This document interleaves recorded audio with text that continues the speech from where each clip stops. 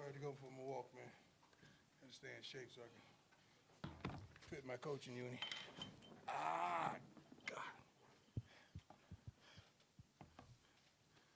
Oh. Few tickets still remaining for the North Dakota State. We're gonna sell it out, so what they waiting on, let's go. Kickoff luncheon yesterday, over 1,000 fans came in attendance, which was wonderful. But the freshman welcome night last night was awesome. Over 7,000 freshmen. Total enrollment now be over 37,000.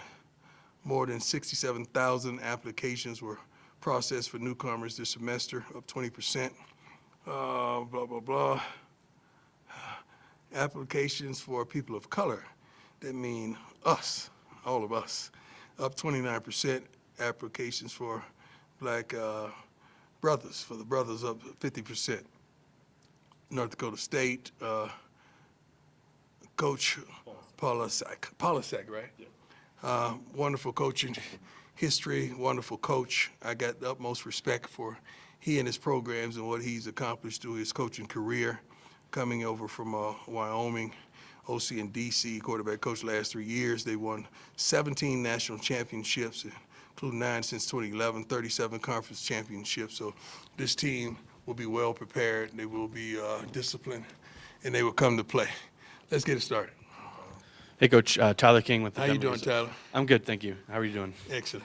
I wanted to ask a little bit about kind of the locker room overall. You guys, not just your sons, Shador and Shiloh, there are multiple sets of siblings on the team. I think we have 5, don't we? 5, 6, yeah, 6. 6. Yeah, I was just curious what kind of unique atmosphere maybe that creates in the locker room and how that maybe strengthens the term brotherhood that you guys have. Well, we want all of the young men, regardless of the ethnicity, to understand it is truly a brotherhood. We just happen to have 6 siblings on the team, which is a blessing, which is unbelievable. It's not like we target that and try to bring it in, but oftentimes one of those kids could really play, then we find out that the sibling can really play as well. So to create that type of brotherhood in that environment, we just invite them both to play for us. So that's a blessing, it really is. I think that's got to be leading the nation. It's tied, Coach. Tied? Who? Utah State. Oh, man. Amen. Go ahead, Rylan. Rylan Scholes from Ralphie Report. You're playing a team that's going to run power for vast majority of the game on Thursday. How do you feel about new defensive front? You got guys like Deion and Sam and Chidozie, and then. Well, you're talking about some of the pass rushers that you just mentioned. That's why we revamped the things to stop the run. The number one thing was to be able to run the ball, protect Shador, as well as to stop the run defensively. And that's what we sought out to do, and we feel like we've done that. We don't know how it's going to play out. We think we know how it's going to play out, but don't underestimate the depth that we have at those positions. You never know from practice to practice who's going to start. We have 2 phenomenal defensive line coaches, and you're throwing Coach Dancy with the rush ends, and you got 3 phenomenal guys with a wealth of knowledge as well as experience. So I'm excited about what I've seen in practice. I'm excited about what I feel like we're going to see next Thursday, because right now these guys are tired of hitting each other. They want to hit some other colors right now. Yeah, Coach, just following up quick on the locker room, I also wanted to ask about Camden Dempsey. Obviously, he's got a new role as a governor this year. What's it been like for you to see his kind of emergence as kind of a notable figure in the locker room over the last couple of months? He's been that way since I arrived. I've noticed his countenance. I noticed his just who he is on the field as well as off the field, and he just not only inspires me but encourages me to want to do more for him, because I know what direction he's going to go soon thereafter football. I know the history of his family, how much CU means to them. And you're talking about a great young man. He is all of that. So that's why I wanted to create a special role for him to get him more involved in what I feel like his career path is going to be. I don't want him to wait till it's over for him to get started. I want him to get started right now. But I love him to life. I really do. Hi, Coach. How you doing? Good, how are you? Nikki Edwards, CU Sports Report. I'm just curious, how has it been adding George Hilo to the staff, and what does he add to the defense? He is unbelievable. You're talking about a pro. You're talking about a guy who's professional, a guy who's very knowledgeable, a guy who's, you don't have to tell him what to do or question him on what he accomplished this practice. You could see it.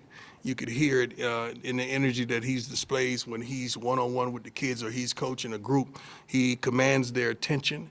He's track record, and it's unbelievable. He's been everywhere, and he's also done a wonderful job.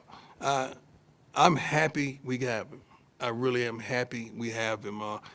As well as Adelius Thomas. I don't know if you guys have seen AD at practice several times, but he comes back and forth because he's fathering his son, and that's more important to me than anything. But he's doing a wonderful job. He comes in and helps us as well. Hey, Coach, do you name starters at positions where there'll be like rotations, such as running back or wide receiver? It really don't benefit us to name a starter. That's for you guys. If you want that, we'll probably try to provide for you, but that don't matter who starts the game. It matters who finishes the game and who makes the most out of their opportunities. And some guys, they play better, coming in late or third down, or coming in on the nickel or dime packages or the third down receiving package. Some guys are just built like that. Some guys, they play better early. Then, you tear him out for the other guy, and the other guy comes in and kick butt. But the best thing about that is to have enough depth to be able to do that. You can close your eyes and point at the receiver board and pull out a starter. Same thing with the defensive line. Same things with the outside linebackers. Same thing with the cornerback. Same thing with the running backs, and so forth. So I love the roster that we've established. I love what I'm seeing on a day-to-day basis, not only from the players, but from the staff as well. Those guys are challenging those guys to do their jobs at a high level with no exceptions, and that's what I love. I'm surrounded by a bunch of pros who knows how to attack the game. Hi, Coach. Adam Oster-Tiger. What's going on, Adam? 24/7 Sports. Doing well. You were talking at the kickoff luncheon about last year instilling hope and that transitioning into expectations. Yes, sir. I'm curious, what are your expectations with this football team? Tremendous. I'm never gonna. I don't think even in my career when I played, I never talked about what I was going to do, contrary to what you all believe. Never talked about what I'm going to do. I want to win, certainly. Now, if you got to be an idiot if you don't want to win in life or you don't want to win as a coach, that's just stupidity if you don't want to do that. So that's necessary that I say those type of things. But I expect to do some amazing things. Will I share those things that we expect? No. We got several players that I expect the world from. And I expect to count on them in so many different avenues and facets of life. I brought them into my office. We've talked about it. They filled out some a sheet and let me know what do they want to do, what they need to work on, and how they can help this team. And I'm going to hold them accountable to that. But as far as just sharing out my expectations, I don't even do that with life. Hey, Coach. Jack Harlow with Buffalo. Jack Harlow, my man. Good to see you, Coach. Just curious with Hank Zelinskas, he had a really good spring. Yeah. It seems like he's kind of held that starting job this fall He is. camp. Just what has allowed him to perform as well? Consistency. Hank is not only smart, Hank is consistent. He comes from a family of people that are truly consistent in ball players. But Hank is not only a great young man, but Hank loves the game. He loves to compete. He loves to be that underdog that a lot of people counted out, and he just slowly but surely, like a little engine that could, he just kept saying, I think I can, and next thing you know, he's a starter. And I'm truly proud of him. We've done some special things with Hank to kind of keep him in the middle of certain groups that we have so he can understand the communication and articulation and how people vibe, and he's got it, man. And I'm proud of him. He's done a wonderful job. He's one of those guys that didn't flinch, He didn't flinch, stood up. He, Trevor, Ben, and so many other guys, the governor, so many other guys on this roster, they didn't flinch. They're still standing. I wonder why they never get interviews nationally. I had to. I'm sorry. Pat Rooney, Boulder Daily Camera. Pat, what's up, man? Not much, Coach. How are you? Good.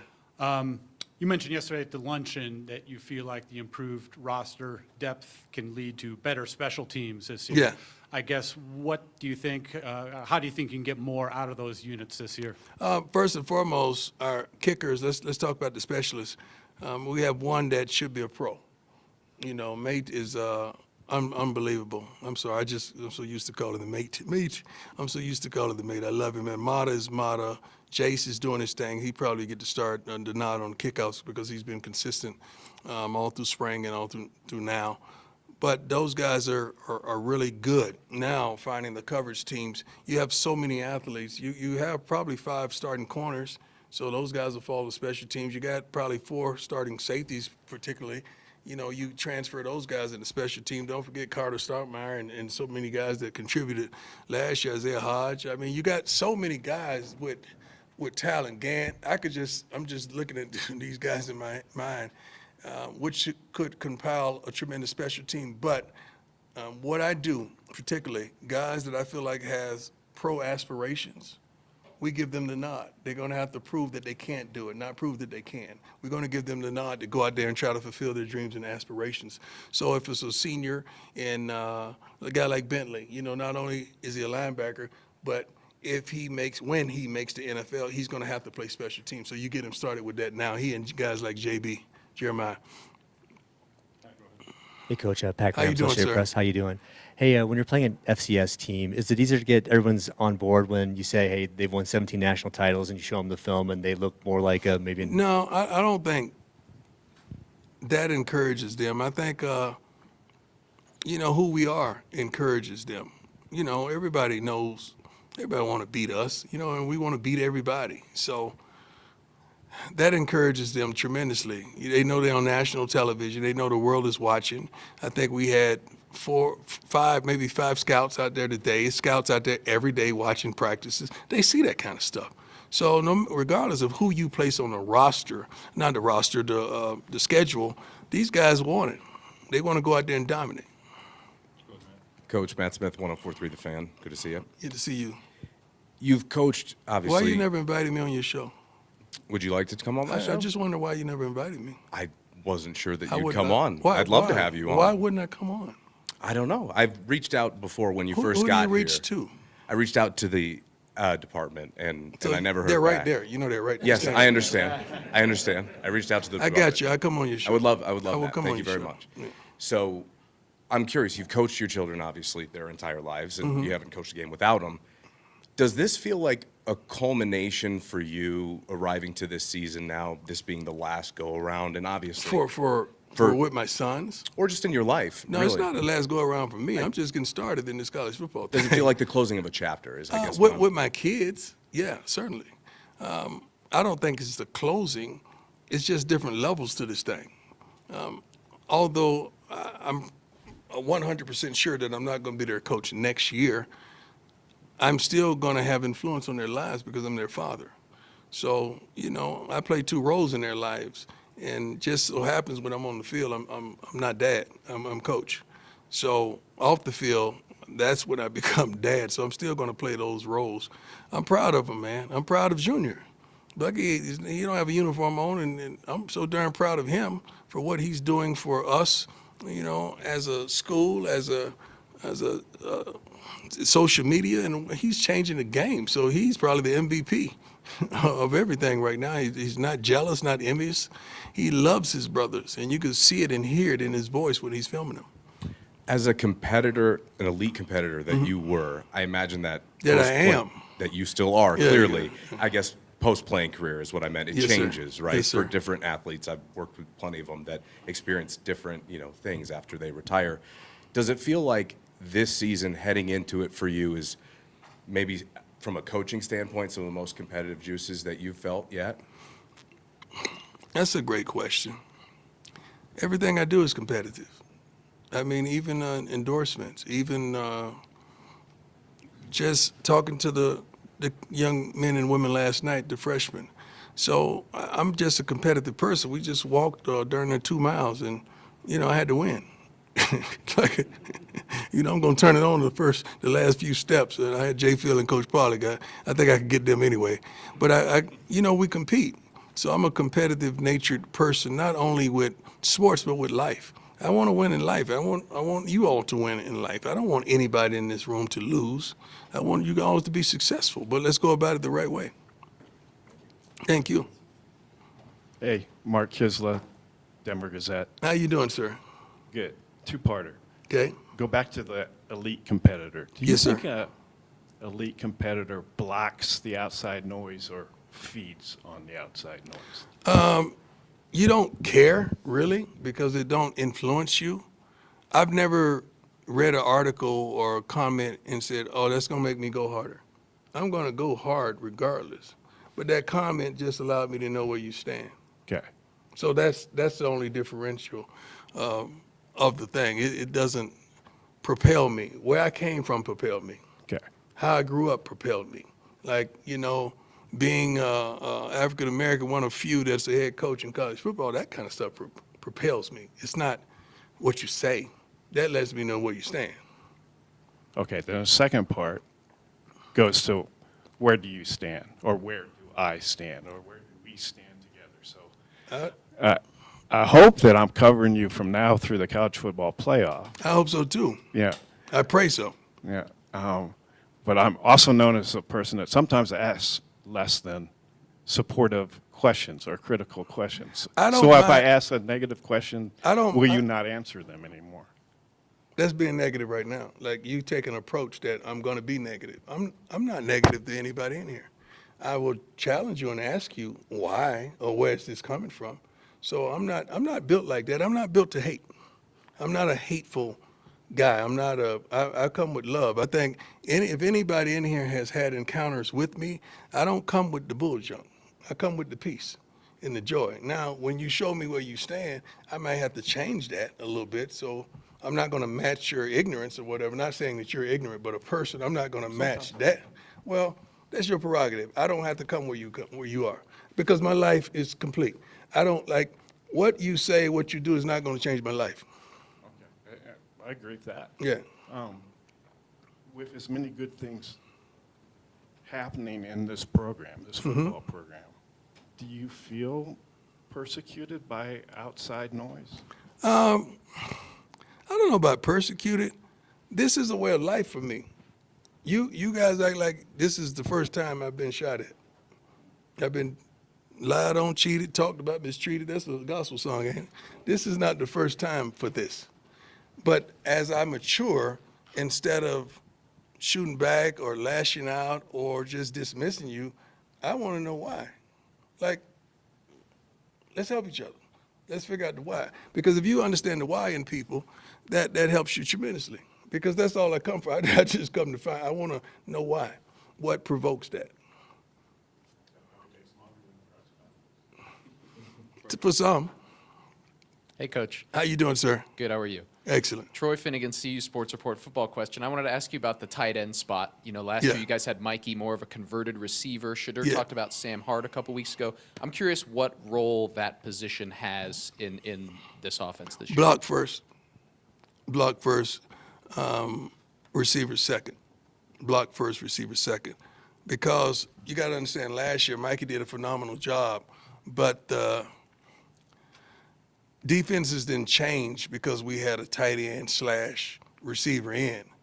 And it don't make sense if the defense don't change. So if the defense not changing, why don't you just put a receiver in?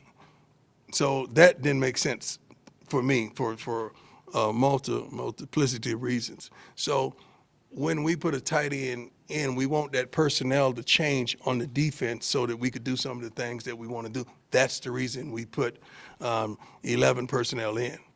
Yeah, or we might as well just go 10.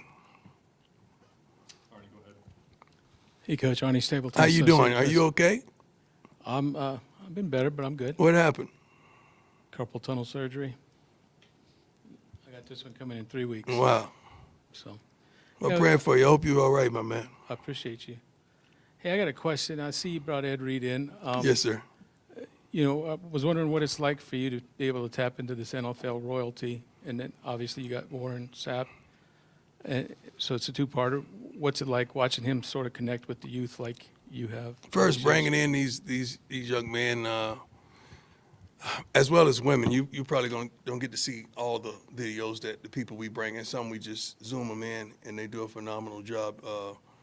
Louis Riddick was on. He zoomed in as well. He did a phenomenal job. So it's not just the guys who have gold jackets. It's guys that I feel like could pour into our young men, and they have value that these young men could take back with them.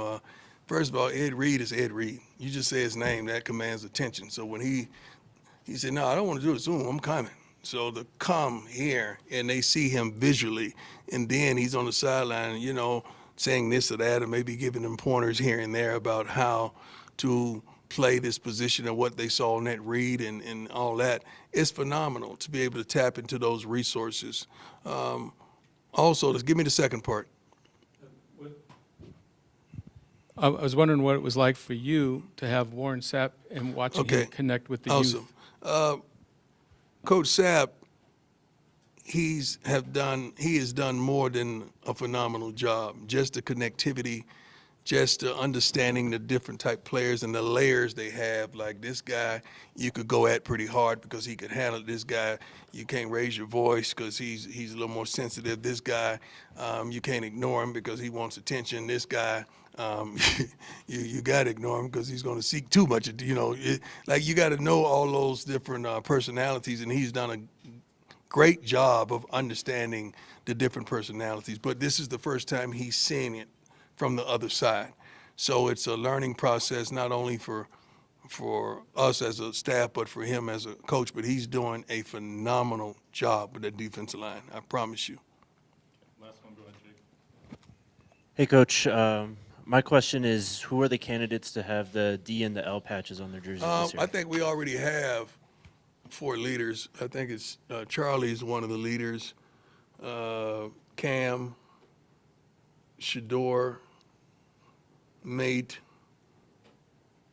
Who's the other one? Was that it so far?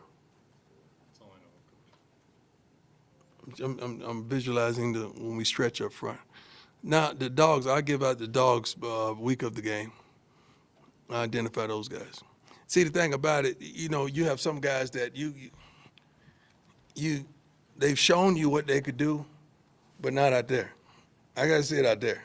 So a lot of the dogs probably would come from last year's team, not newcomers. Newcomers got to earn that because I know what you did for them, but I need you to do that for us. And your teammates need to understand who you are and how you come. So that's something that's truly, truly earned, really is. But we have a bunch of potential guys that can fit that mold. Travis is certainly one of them. All right, thanks, Coach. Thank you. God bless you all. See you. Well, you didn't ask me nothing. Yes. You good? All right. Best waitress ever at one point, right? We're grown out of that.